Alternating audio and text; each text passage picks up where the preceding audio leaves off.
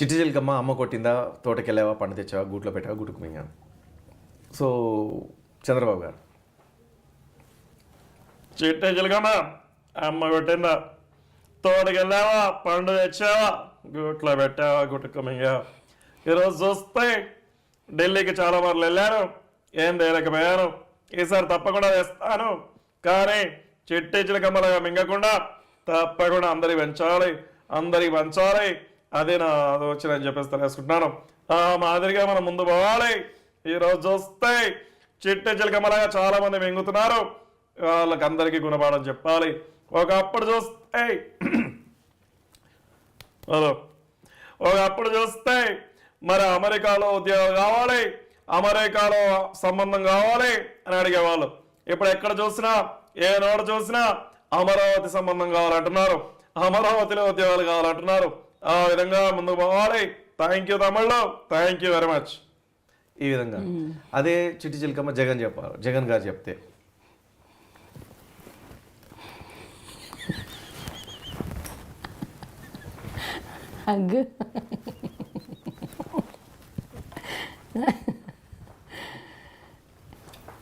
ఈవేళ చిట్టి చిలకమ్మ అనే పద్యం చెప్పదలుచుకున్నా.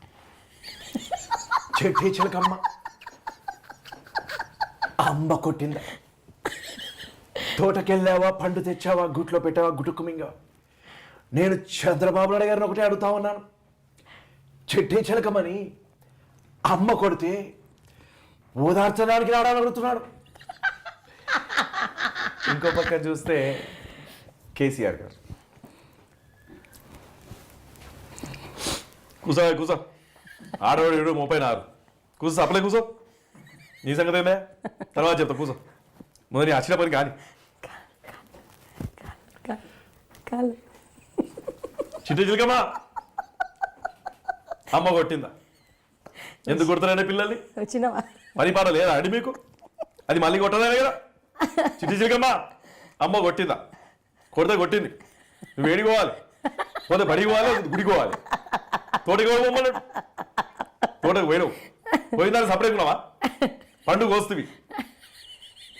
ఏమన్నా తాత జాగ్రత్తగా కోసినావు, ఏమైనా అయ్యే జాగ్రత్త తోటని కోసినావు. భయంగా కోడి బజార్లో గుడ్డు పెట్టిందట. గట్ల ఉన్నది నీ శాస్త్రం. పొట్టోని పొడుగుని కొడితే పొడుగుని పోషమ్మ కొట్టిందట.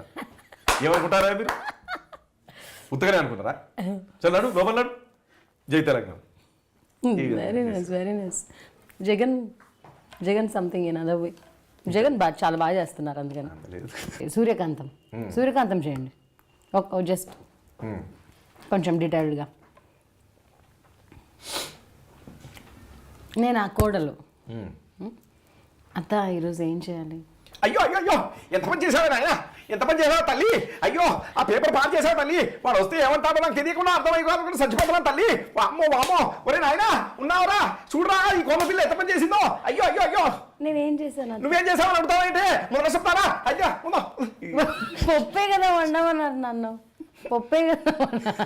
సో ఈ విధంగా వి హనుమంతరావు, మీరు ఫస్ట్ నుంచి అనుకుంటున్న వాయిస్ వి హనుమంతరావు గారు రియల్గా వాళ్ళ ఇంటికి వెళ్ళానండి ఒకసారి. వెళ్తే ఏదో పూజ ఉంటే రమ్మన్నారు. అరే శివారెడ్డి, అరే నాయన జర మా వాళ్ళు నేను చాలా గుర్తు చేస్తున్నారు రా తమ్మి, జర నువ్వు ఒకసారి రావాలి మన ఇంటికి. మన ఇంటికాడ అదే పూజ ఉన్నదిరా, పూజకు వస్తే నువ్వు జర ఫ్యామిలీతో వస్తే మా వాళ్ళు కూడా చూస్తారు. జర మా వాళ్ళు చూస్తారు నిన్ను, జర హ్యాపీగా ఉంటుందిరా. మా వాళ్ళు పొరగాళ్ళు ముచ్చటపడుతున్నారు, గట్లనే నువ్వు మా ఇంటికి వచ్చినట్టు ఉంటుంది. మా పొరగాళ్ళని మా కార్యకర్తలు పెట్టిస్తారా సార్? ఇక పూజకు పిలిచినాం కదమ్మా, పూజ కాబట్టి ఇట్లా ఓన్లీ పులిహోర, దద్దోజనం అవి ఇవి ఉంటాయి, వడలు గారెలు అవి ఉంటాయి. మంచిగా తినిపోవచ్చా సార్? మంచిగా తినిపోవచ్చమ్మా. ఎంత మంది తిన్నా కూడా తినబెట్టే అంత కెపాసిటీ ఉన్నది. ఆ రోజు ఎంత మంది వస్తారో తింటారో. మళ్ళీ సాయంత్రం మా ఫ్రెండ్స్ తీసుకురావచ్చా?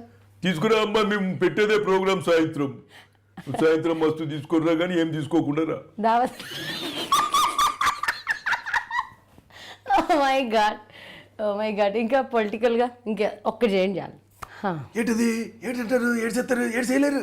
ఇది ఆడద అర్ధరాత్రి తిరిగినప్పుడు స్వచ్ఛతలు వచ్చిందంటే నిజంగా తిరుగుతారే. మరి పిల్లలు తిరుగుతున్నారు, మా పిల్లలు తిరుగుతున్నారు, ఏంటది? బైఫర్కేషన్ అప్పుడు మీరు సరిగ్గా యాక్టివ్గా పార్టిసిపేట్ చేయలేదు, ఏపీ గురించి పోరాడలేదని చెప్పి సెంట్రల్లో. ఏంటి మాట్లాడుతున్నారు? ఏంటంటున్నారు? నాకు అర్థం కావట్లేదు. ఏంటంటారు? నేను బైఫర్కేషన్ గురించి కాదు. ఏంటి ఆడపిల్లలు అర్థమైతే తిరుగుతా సొంతంతో వచ్చిందని నిజం తిరుగుతారా? అంటే అన్ని సంవత్సరాల నుంచి కాంగ్రెస్ పార్టీ రొమ్ము తన్నారు మీరు. No comments. ఈ విధంగా ఉంటుంది.